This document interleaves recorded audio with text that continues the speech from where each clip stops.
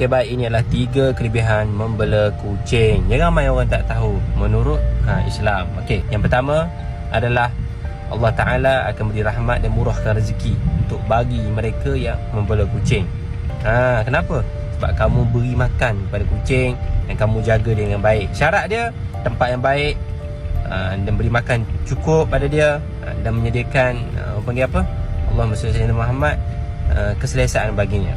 Okey, itu syarat dia lah. Kalau kamu bela tapi naya dia tak boleh. Yang kedua adalah Allahumma salli ala Muhammad boleh menghilangkan stres bagi mereka yang letih bekerja siang malam. So dengan berkucing dan main dengan dia, insya-Allah hubungan vibe rohani kita dengan binatang tu, kasih sayang, sifat kasih sayang tu ada, menghilangkan masalah stres yang kita ada. Boleh. Yang terakhir ni ramai orang yang tak tahu. Boleh.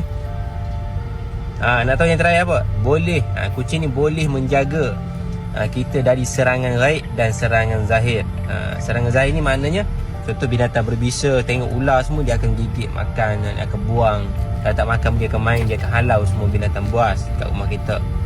Ni antara kelebihan orang bela kucing.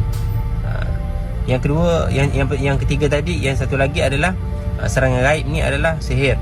Ini adalah pengalaman kami sendiri, ustaz sendiri dalam merawat orang. So bila mana seseorang tu disihir, pasti kucing atau binatang peliharaan dia dulu akan kena. Siapa ada pengalaman ni, tolong komen kat ruang komen. Boleh?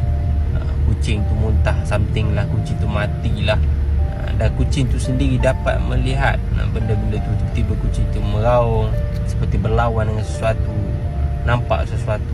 Alright.